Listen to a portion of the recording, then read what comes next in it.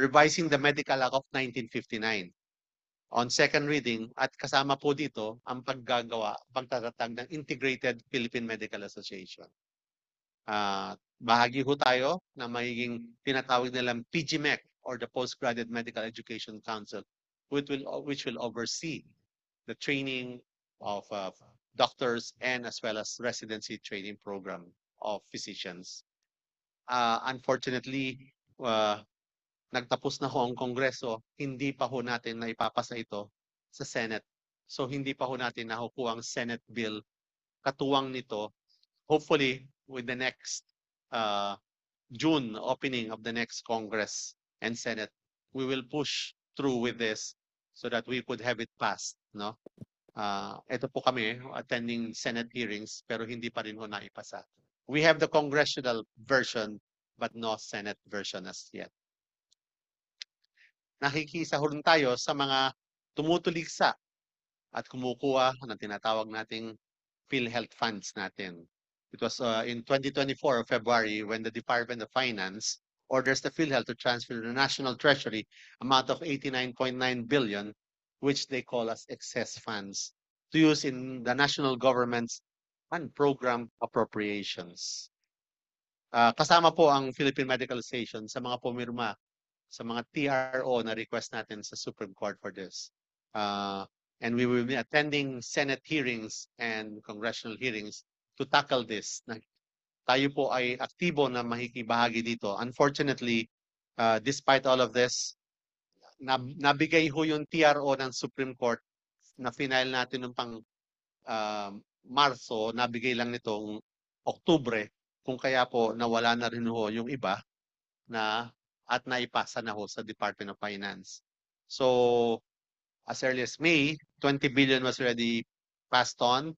In August, 10 billion. Another 30 billion was given to the finance by October before that TRO was passed. So, na-save ho natin yung 29.9 billion. Pero kasama pa rin ho tayo doon sa nag-present sa Supreme Court. And just last week, I had to be present dun sa Supreme Court hearing on the presentation of oral arguments. Another hearing will be held in 25, and hopefully we will be able to get back what was transferred to the Department of Finance, not ask them not to repeat again there's a illegal act of transferring funds, and what we have asked is that they put whatever's excess fund into increase benefits and to decrease the direct payment of contributions from kayo po at tayo na from 5% no na kinukuha sa ating as a tax for PhilHealth. There was already a bill that was passed sa Senate na binaba sponsored by Senator J.B. Ejercito. Binaba na po to 3.5% yung contribution ng direct. And only recently, also just last week, there was already a congressional version of that bill. So pretty soon, we are waiting for that law to be passed. Bababa now from 5% to 3.25% ang contributions ng direct contributors to PhilHealth. Tutuloy po natin ang pagtutuligsa dito. Ito po tayo kasama yung mga medical action group where we impress on them that we hope that they will not steal what we still have, PhilHealth, at tayo kasama sa mga nag-aklas at nagkakaisang mamamayan para sa kalusugang pangkalahatan. Ang isa rin sa mga advokasya ng Philippines ay paghahatid ng serbisyo to those who are unreached. Sa mga katutubo at saka sa mga nangangailangan talaga ng mga tulong medikal, both medical and surgical. For my part, I'm a surgeon by profession, so tinutuloy ko rin yung adhikain ko sa pagbibigay ng mga libreng operasyon. Nagpunta ako sa mga ships and then I do mostly cleft lips and palates. These are just samples. And we will continue to promote giving of health and free operations. No? Si Dr. Chacon is here, and I would like to commend the Sorsoganon. You are one of the proponents of the PCS surgery for the underserved here in Sorsogon. Dr. Chacon, thank you for being part of this community service. Ito lang po ang ilan sa mga na nagagawa ng inyong lingkod at nagtutuloy pa ho tayo sa pagbibigay ng serbisyong libreng serbisyo sa mga medical missions for surgery for those underserved. We are also continue our partnership. Andyan ho ang Philippine Red Cross na nakikisa tayo at tayo nabigyan ng parangal pakikisa sa mga adhikain ng PRC ng Red Cross. Kasama ho tayo dun sa pagbibigay ng tulong doon sa traslasyon nitong January. Nakikisa rin tayo again from Rotary Club of District 3830 through the Las Piñas Medical Society. Continuous ang ating pagbibigay ng mga serbisyo medical.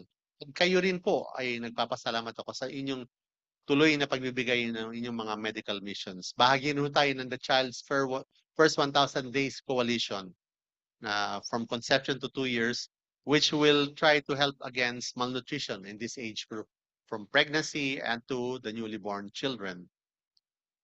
Kasama naman po natin ang First Lady in this one, si First Lady Araneta Marcos.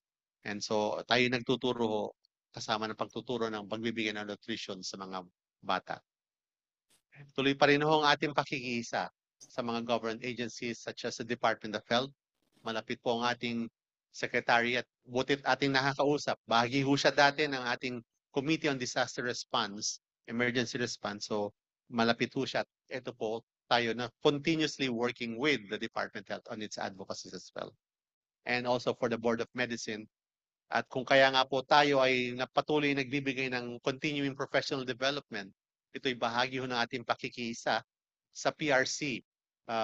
Alam naman nyo at nabigay na ho ni Dr. Rick Batak, ang ating CPD Commissioner, ang dahilan kung bakit ang CPD ay kailangan at ito ay para pakikisama ho at pag-iisa sa mga isinusulong ng PRC Board of Medicine. At tutuloy po natin yan. At tuloy pa rin ho ang ating pakikiusap sa PhilHealth. Ito po yung kanilang meeting na ating inattend noon. Yan pa rin po si President Mandy Ledesma that time ng PhilHealth nung in-announce nila na there was an upgrading of the health packages, additional 50% noong January.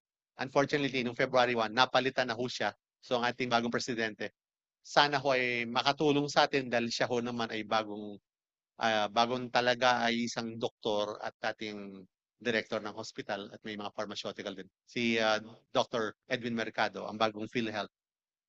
I think I'll be meeting him next week. And tutuloy po natin ang ating usap upang mabigay ang mga tamang benepisyo sa ating pasyente at lalo na sana mabayaran ang utang nila sa mga hospital at mga doktor.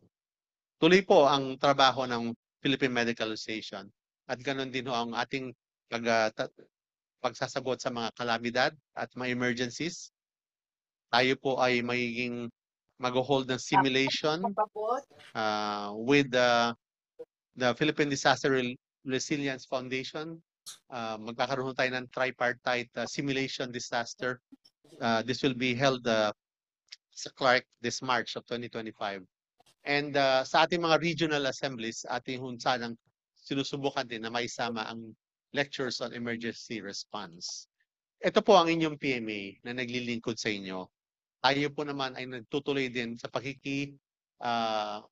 isa sa mga international na mga asosasyon. Tayo po ay importanteng miyembro ng Association of Southeast Asian or ASEAN nations, of which we will be sponsoring the ASEAN in April of 2026. Bahagi rin tayo ng Confederation of Medical Association of Asia Oceania or CIMAO, and we sponsored them to a convention here last August of 2024 where we talk on the impact of healthcare workers. Natalaga ho na presidente ng CIMAO ang ating past president si Dr. Minerva Kalimag, and siya po ay maging ang tatayong presidente ng CIMAO from 2025 to 2026. Kasama rin natin doon sa convention na yun ang ating butihing kalihim, Dr. Ted Herbosa, at siya ho'y nagbigay ng magandang mensahe sa mga CMAO members. Ang isa ho sa importante na nabuo ng CMAO ay yung signing of the Manila Joint Manifesto affirming the need for gender equality for female health workers. Kung dito ho sa atin, boss natin ang mga babae nating miyembro ng medical sa ibang countries, medyo mas mababa ang tingin nila sa mga doktora. So, atin nung in-affirm na tayo po ay equal right sa mga gender, lalo na sa ating mga bossing na female health workers. Ito po ang inyong likod, nagbibigay ng kanyang pananalita doon. Tutuloy pa rin ho natin yung ating Medicine Week celebration September. At ako'y nagpapasalamat, alam ko at nasubmit na ng mga different component societies ng Bicol Region ang inyong nagawang tulong nung ating i-celebrate ang ating Medicine Week noong September. Tuloy ho natin yan for this year at salamat ho sa inyong pakikiisa. Ito po ang listahan ng mga regional assemblies. Tayo na sa ikawalo dito po sa Sorsogon. Meron pa ho tayong 6 pa na pupuntahan upang magdala ulit ng mensahe mula sa PMA sa ating mga probinsya. Recently, I attended the Declaration of Helsinki with the World Medical Association. Miyembro po ng World Medical Association ng Philippine Medical Association. And ito po yung Declaration of Helsinki. It was revised. This is the President of Finland, His Excellency Alexander Stubb. At ako naman po ay nabigyan ng pagkakataon magsalita at maging speaker, speaking on health inequalities in climate change. No? So sa ating pakikisa sa World Medical Association, ito po yung mga iba't ibang topics na buo at saka binigyan ng resolutions sa World Medical Association. Bahagi ho tayo doon. At dahil nga doon, na-revise na ho yung Declaration of Helsinki, which was the ethical principles for medical research. So naggawa ho tayo ng ECHO. No? So nagawa ho to, nagganap ito last week through Zoom, the Declaration of Helsinki, and this was brought on Zoom to be able to inform the public and kayo ng mga doctors about the Declaration of Helsinki. Bahagi rin ho tayo ng JCI International, and recently, last December, we awarded 10 outstanding Filipino physicians. Kayo po ay hinihikayat namin na mag-submit ang next start ho ng magsasubmit the most outstanding Filipino physician from the JCI and the PMA will be sometime in May. So, or June. So, mag-isip na ho kayo from your end kung sino ang inyong ino-nominate as an outstanding physician. Alam ko, dito sa Bicol at ganun dito sa Sorsogon, ay punong-puno ng mga talento at magagaling na mga manggagamot. So, aming inaasahan ang inyong mga contribution at inyong nominees. Ang Philippine Medical Association, as I said, will continue to help one another. Tayo po ay magkaisa at tayo maghatid ng kalusugan para sa lahat. Kami po ang Philippine Medical Association, ang inyong pamilya. Ang inyong puso ay nasa amin. Marami pong salamat, Sorsogon at Bicol Region. Magandang umaga po sa inyong lahat.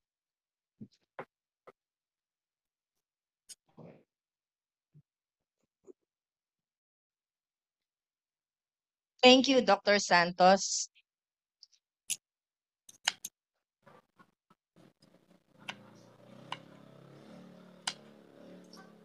Sa dami po ng na-meet kong spicy at maharang, nakalimutan ko yung pinaka-importante. Hot babes.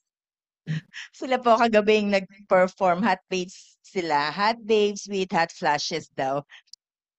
All right. Attendance check. On site, we have 90 attendees. And joining us virtually, 357. Total, 447. May I now call on Dr. Maria Realisa Henson, our Assistant Secretary General, to facilitate the awarding of testimonial of appreciation. Thank you. Thank you. Good morning again.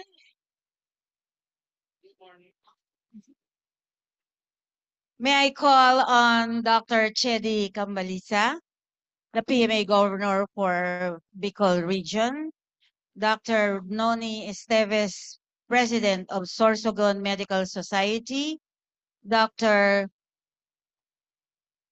Mildred Banyalak Mariano, our Secretary General, Dr. Ricardo Batak, the Chair of the CPD Commission, and Mr. Amieto Bacus of the Unilab to, to present the Certificate of Appreciation to the PMA President, Dr. Hector Santos Jr.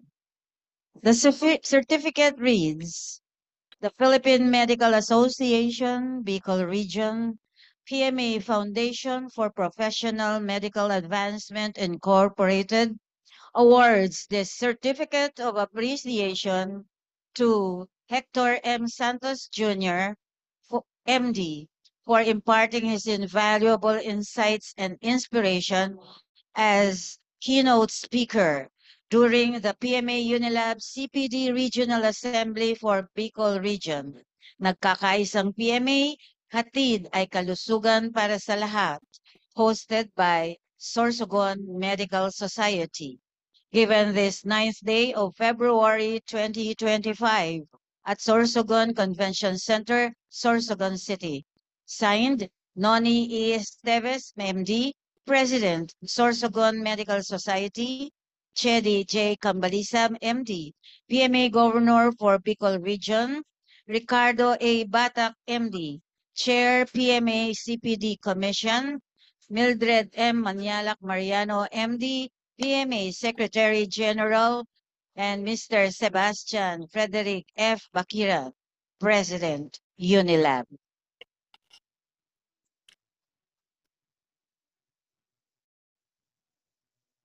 Likewise, a certificate of appreciation is represented to Ricardo A. Batak, MD, Chair PMA Commission on Continuing Professional Development, with the same signatories.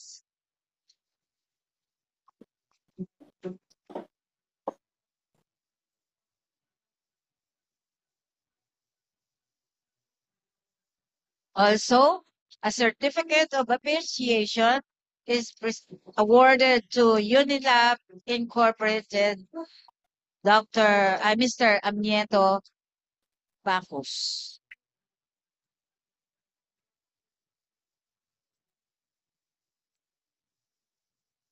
Following is the photo session. Please be ready.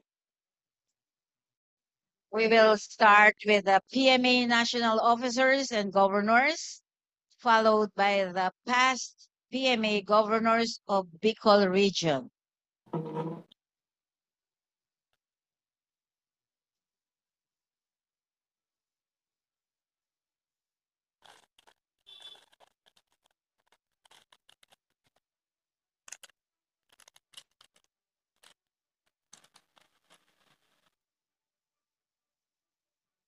Thank you.